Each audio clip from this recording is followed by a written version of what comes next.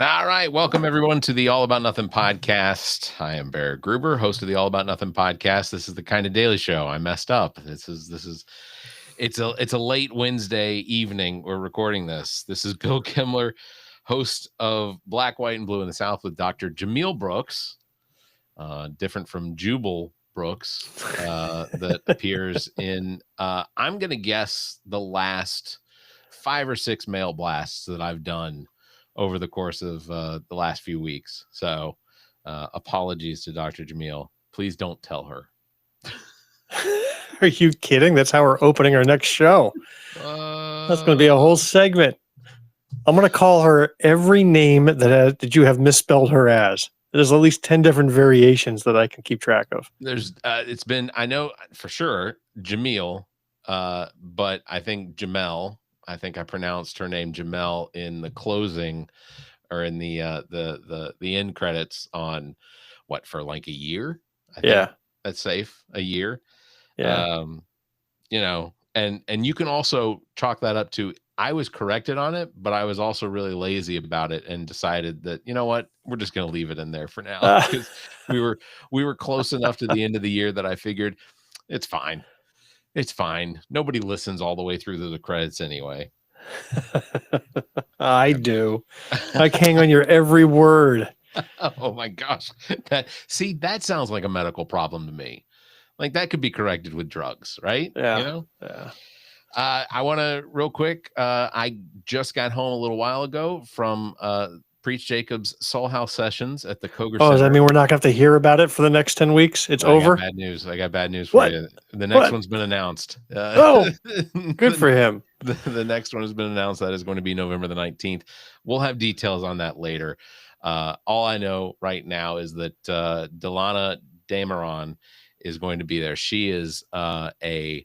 And was she coming in from Australia? I think she's. Have you double checked this yet? I think she's in South Carolina. She is native to South Carolina and author of the book Redwood Court. Sorry, but I think that's going to be a really cool panel discussion that she does with Preach. So that's November 19th. Tickets are on sale now. Just so you know, I don't have a code for it yet. I assume it'll be similar to the one we had last time, but it hasn't been given to me yet, so I haven't been authorized to say, "Hey, you can get 50% off." You can't yet. I don't think that's available. How are you? I'm doing super fantastic. Yeah. Did I assume that now that the world knows that you existed for a while as Sister Roberta, has that come back to you yet? Have you decided to reincarnate Sister Roberta at all? Is there? I actually had a Sister Roberta as a teacher in 7th grade. Really? Okay. Yeah. So I'll tell you a little bit about it. I actually went to public school from 1st through 5th grade. I got into disciplinary troubles in 5th grade. Like I was the worst kind because I was a straight A student who was a pain in the ass. Like I was always getting in trouble. Yeah. And so they put me into Catholic school. So I went to Our Lady of Grace Regional Elementary, and it was the teachers there were a mix of lay people and nuns.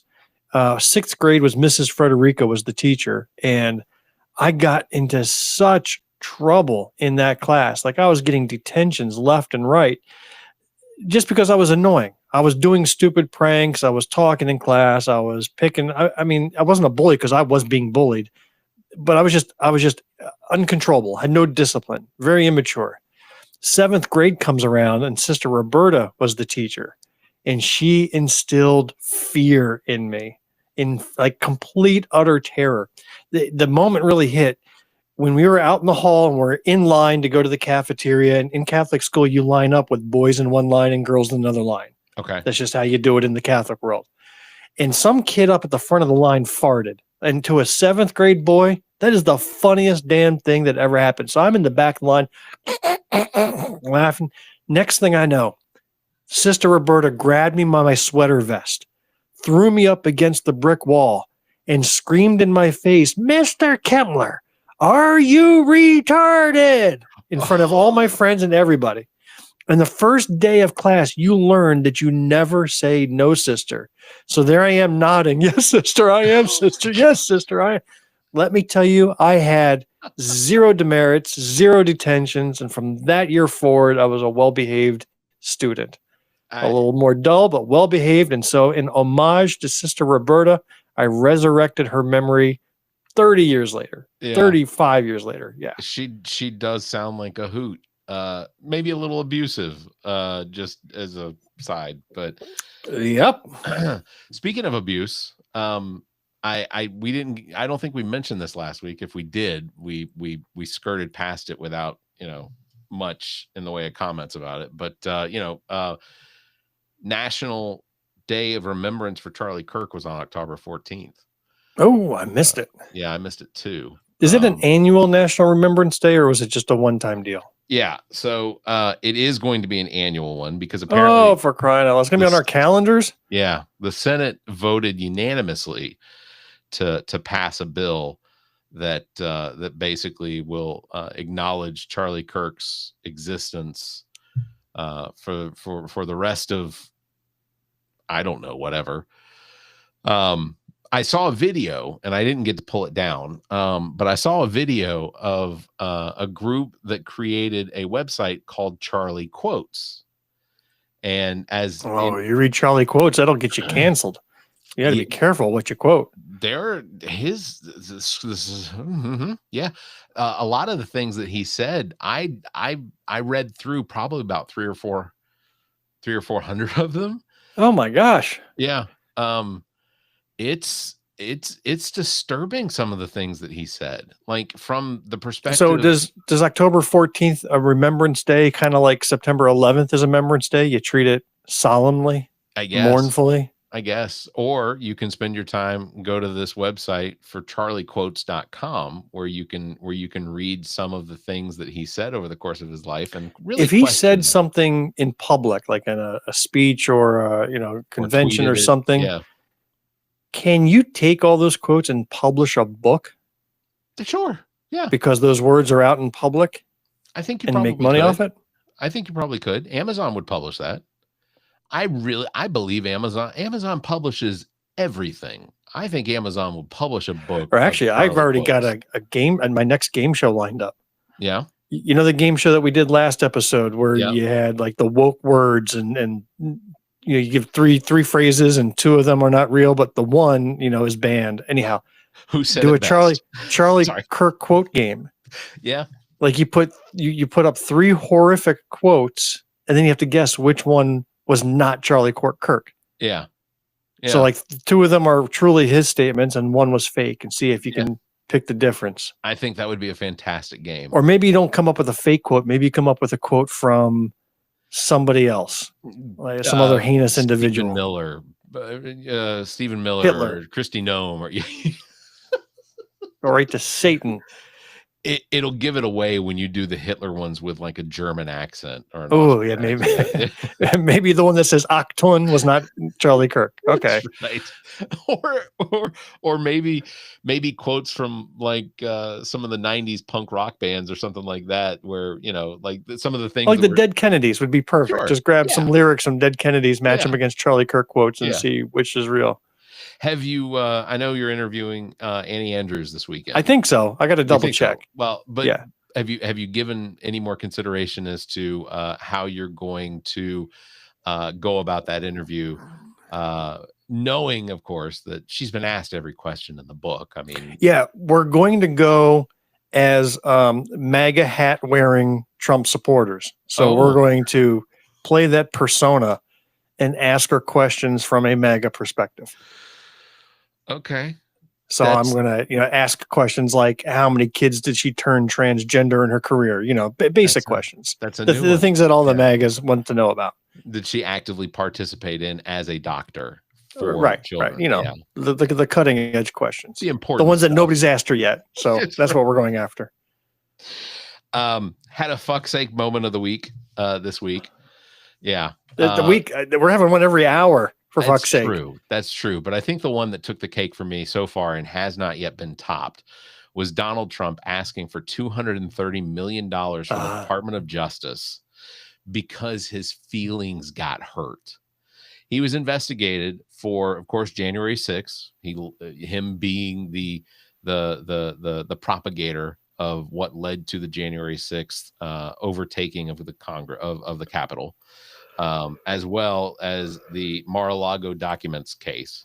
So these two things apparently broke him as a human being so much that the Department of Justice now has the decision to make of whether or not they pay him personally from our tax dollars $230 million. Now, I understand that this isn't much when you look at what the Department of Justice budget is. Actually, I take that back. I'm thinking of the Department of Defense.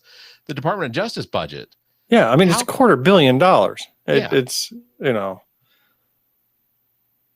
I don't know what to say. It's shocking. Like, it would shut it down. There would be no Department of Justice left. The idea that Donald Trump's feelings were hurt so badly that the only way to make him feel better about it wasn't to be elected president, but it was to demand that the Department of Justice pay him personally. I'm going to keep saying personally because this is personal. $230 million. I posted that story on my Facebook. No reaction. Like zero, no likes, no hearts, no shocked faces, no communication on it whatsoever. Even though it was seen by almost 400 people, no one reacted to it. I'm worried for us as a society. Yeah, we're numb. We are numb. My for fuck's sake moment was the video I sent you a little while ago, earlier today. You know how last time we talked about what this presidential ballroom is going to look like, and I made some wild claim it's going to look like Caesar's Palace? Yeah. He actually showed renderings of what it's going to look like, and Barrett, it's worse than you can imagine. Yeah. It looks like somebody put a gold sprinkler and turned it on, and everything top to bottom is covered in gold. It looks horrible. Absolutely horrible. You know who this is really going to benefit is Home Depot's paint department, because they are going to go through so much of this gold paint that's been sitting on the shelves for decades. Who was the idiot that came in and commented on your video saying you and I will never get invited? I don't know. You remember that?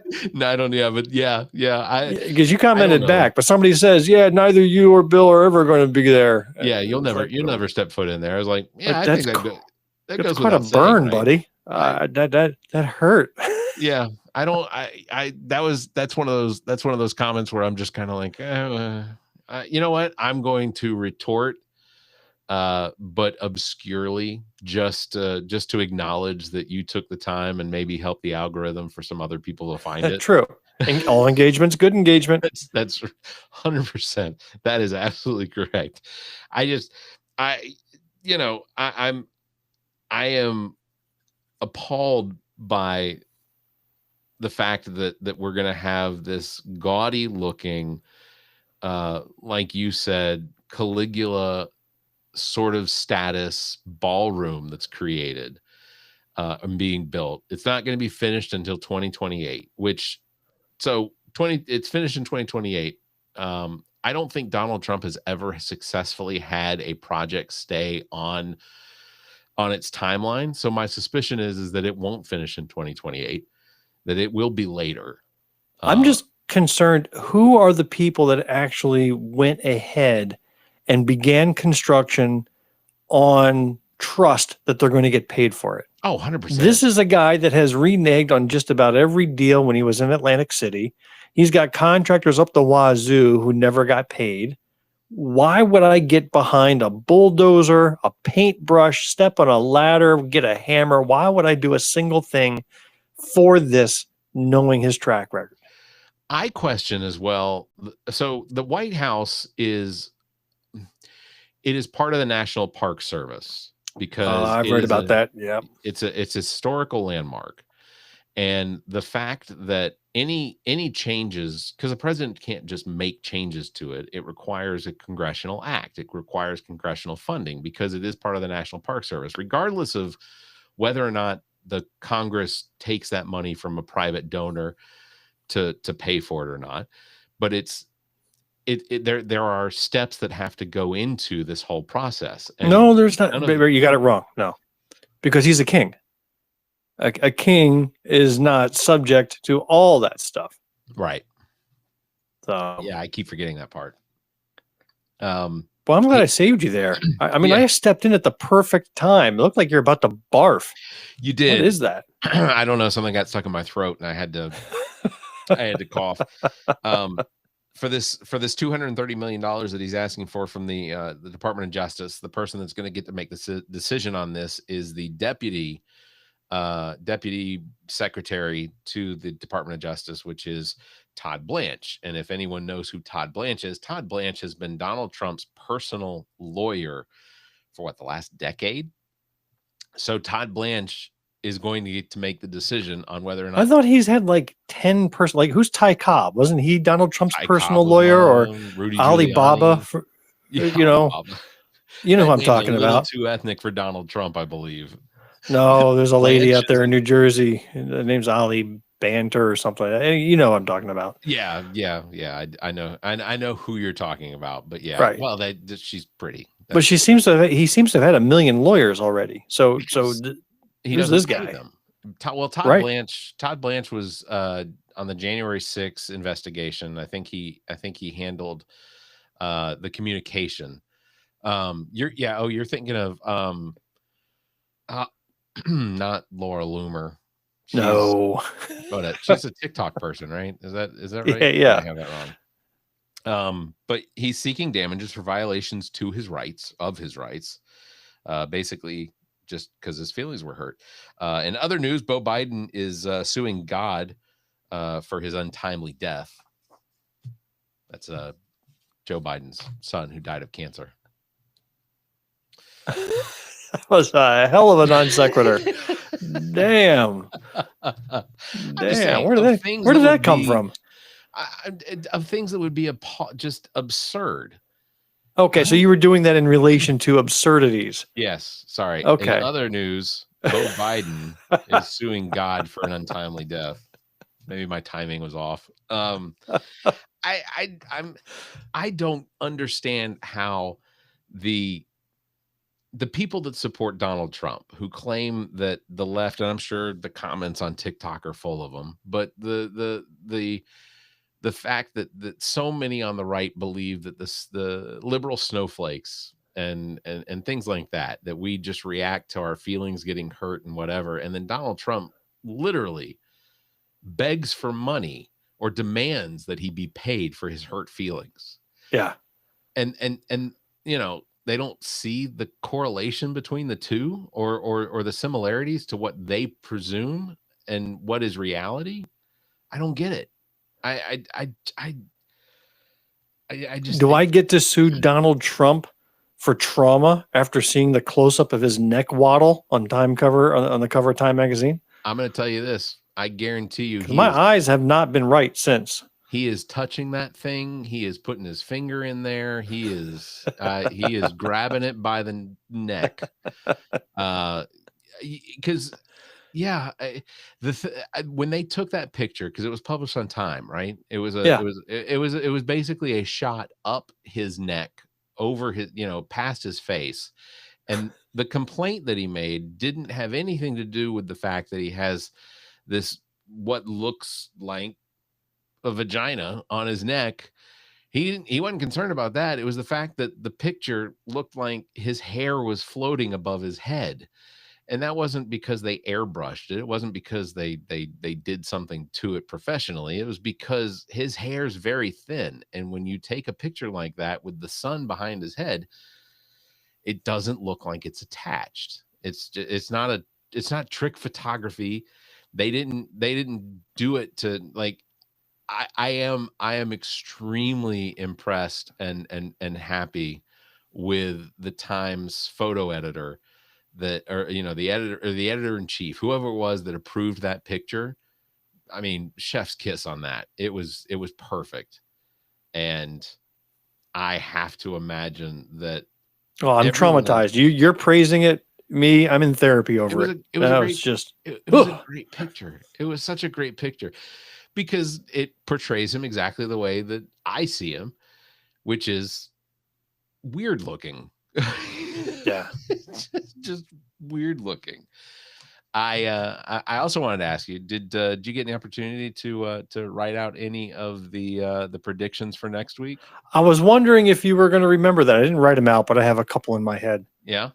If you want to close the show out with the predictions. Well, we don't have to close it out just yet, but okay. we have a few more minutes, but we can close the show out with those predictions. All right. Let's see. So by this time Monday, what are you predicting?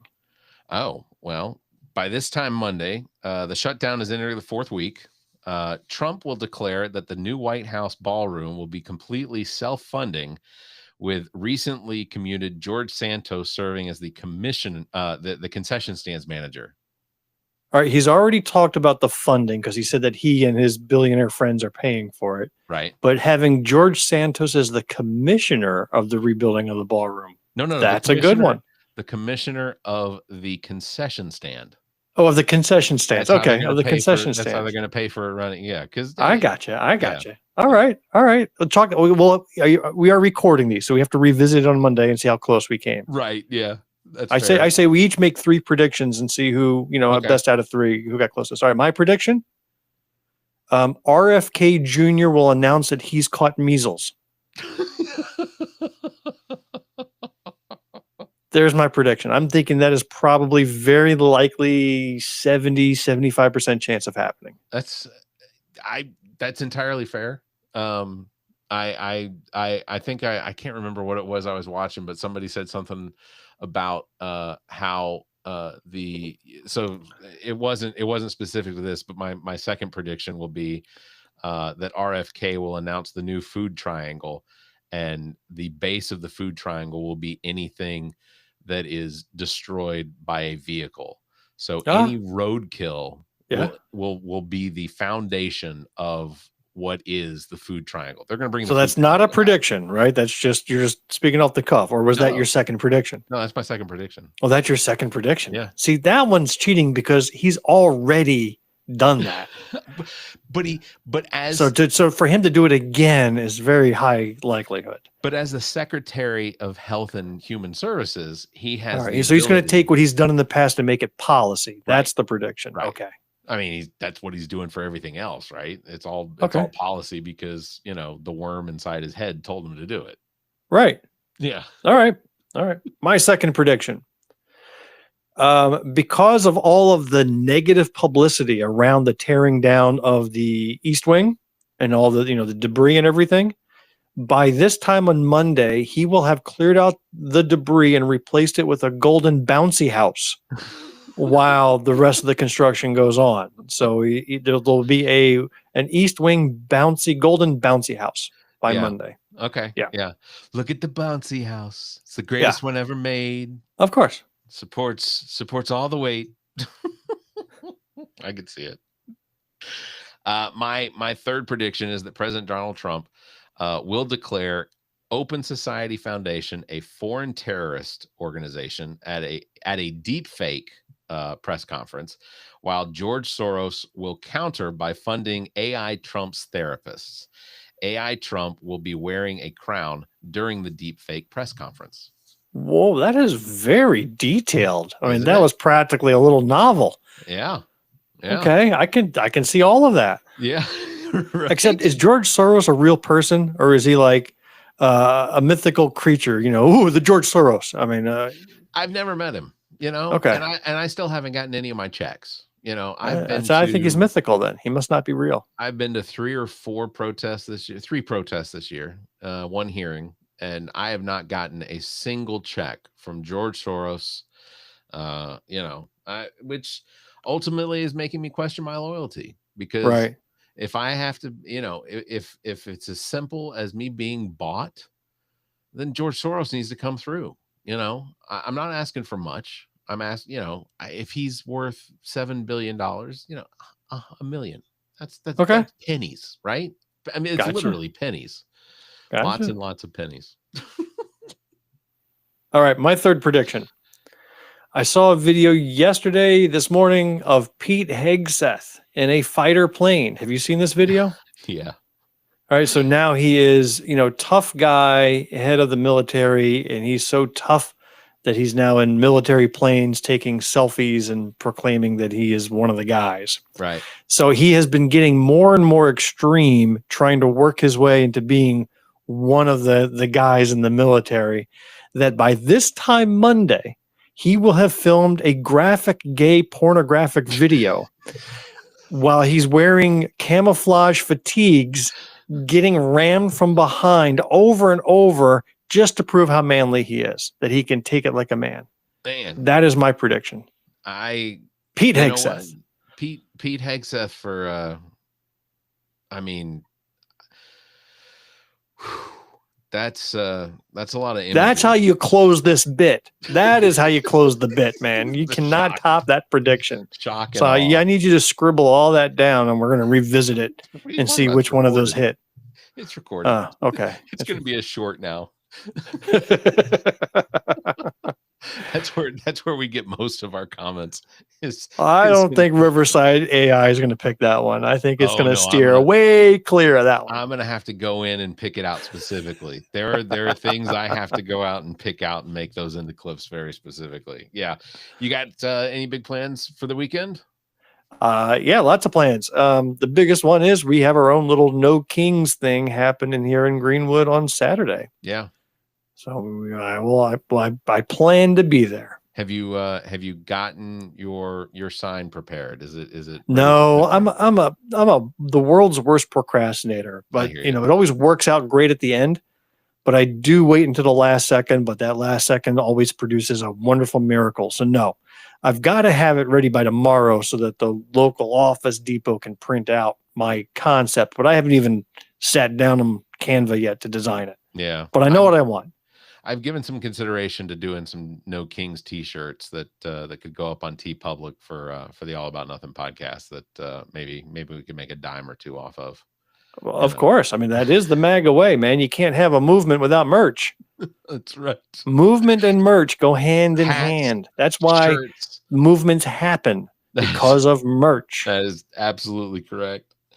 And then hopefully still interviewing Annie Andrews. Hopefully. I partially confirmed that for you when I saw her last weekend and talked to her. That's right. You did. Yeah. You did. So thank you. But I got to get with her spokesperson and just confirm they got the Zoom link and the time. And I just need to do that courtesy. I'll probably do that tomorrow. But I got to do some research. I mean, I want to come at this at an angle that she's not expecting. And not that I'm looking to surprise her with anything. I just want to be different and talk about some different things. And I already have some things in my mind that I haven't heard in any interview she's done yet. So and we only get a half hour, so it's not like we get to really bombard her with a full time. But and then right after her, we're interviewing this guy who wrote a book about some of the founding fathers, Aaron Burr, I think. A guy who wrote a book about Aaron Burr. I mean, I can do 5 hours with that guy. So I see. Just you stay tuned. I see what you did there. And oh, you jealous now? You jealous that I scored that interview? I sensed a little jealousy. Hey, look, I got a good 25 seconds with Aaron Andrews. Annie that's Andrews. all you would need. That's all she needs. Are you kidding? Yeah. The rejection would be almost instantaneous, but just to be kind, she would tough it out for a good 20-25 seconds. That's good. No, it's all very exciting. I know and you all are traveling here next Tuesday for the big announcement from Dr. Jermaine Johnson. How about you? This weekend is actually, this is going to be a nice quiet weekend. The only thing treasure those. Yeah, for sure. The only thing we have planned is we are doing a crossover podcast with the ladies from Our True Crime podcast, which it's a very popular podcast. I think so. Where are they based out of? They are out of Missouri. Okay. So we are going to be doing a crossover episode with them. They have a story that is local to Columbia, a true crime local story. And what is really cool, I say really cool, what is very gripping about it is the fact that the crime that they are going to be discussing, the victim is someone that I was Facebook friends with before she passed away. Well, you realize that you're being set up as the prime suspect. The suspect. No, the so suspect. they're bringing you on. I can see how this is unwinding. They're bringing you on as podcast guests, crossover, if you will, and then they're going to slowly reveal to your pounding heart and sweating brow that you have been proven to be the murderer. Honest question. And I want your honest answer. Between Zach and I, which one of us do you think is more capable of committing some crime, some heinous crime like that, and then still being in the position that we're in now? I'd have to say you. Yeah, you're probably right. Because I'm thinking Zach is just too tired. He doesn't have any energy to go committing any major crimes. That's fair. He'd have the knife in hand and be like, I'm just so fucking tired. Yeah. I've got baby twins at home and a 5-year-old who just, and so a girl just turned 5 and I'm just tired. I'm going to bed. I may just stab myself. I don't have time to dispose of this body.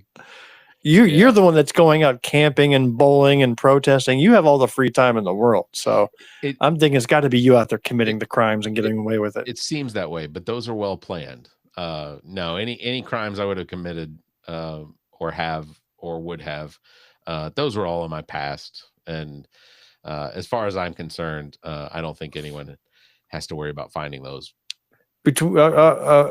Yeah, I got to say, it probably comes as a shock between the two of us. Who is the most likely to have been in the backseat of a police car? Oh, I've never. I'm going to say you. Guilty. I'm going to say you. Yeah, I've never been in the back of a police car. Not for being picked up. Yeah, I was picked up. So that's a story for another day. Oh, okay. All right. Well, on that bombshell, we'll wrap it up. I was wearing my nun's outfit. And no, I really was. In a nun's back outfit? when I was 21 and I was put in the back of a police car for breaking and entering. So that's a story that has to be for another podcast. I'll leave that as a teaser. I will make sure to note that. Real quick, want to remind everybody that the Senate Bill 323 hearing is November 18th at 2 p.m. at the Gessett Building, room 308. And hopefully we can get a big crowd to turn out. I know that there will not be any public testimony, but it's always good to have a show of force. So that is here at the State House or behind the State House. I guess on the east side of the State House. So make sure that we keep talking about that. On the bombshell that Bill has been put into the back of a squad car and not arrested, but you know what? We'll save it. We'll save it. Don't say that. I didn't say that. No, you did not say that. We'll save it. All right. Big thanks for tuning in. Don't forget you follow me at Barrett. You're probably thinking it's like some first responders day at a fair, and I got to sit in the back of a car as a kid, right? You're right thinking that's the story. No, I was a grown ass adult, and I was put in the back of the car for criming. So I'll tell you the details later. You are such a sweet individual that I imagine that you were breaking into somebody's house to take somebody else's dog back. Like that's what I imagine you were picked up for. But we'll let you tell that story. Oh, maybe I hit a tone there.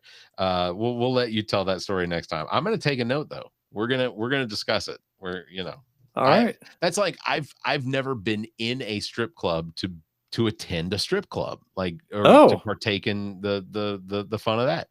I've never done that because it has zero interest to me. It feels a little gross, but that's me.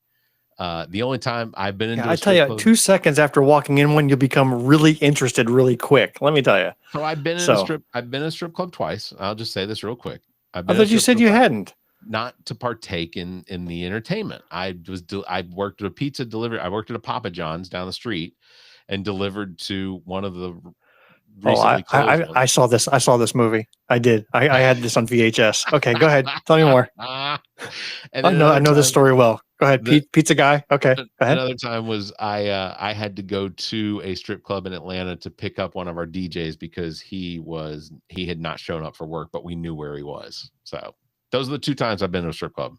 My brother has told my mother that I'm the most boring person in the world because on my bachelor weekend before my first marriage, I didn't want to go to the strip club.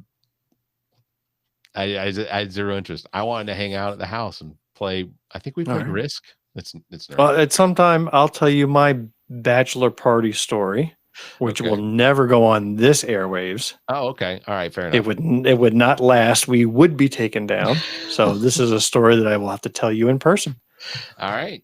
Well, until next time, Sister Roberta. Oh, gross. All the legs. Oh yeah. Until next time, you all stay safe, be kind, and keep your hands to yourself.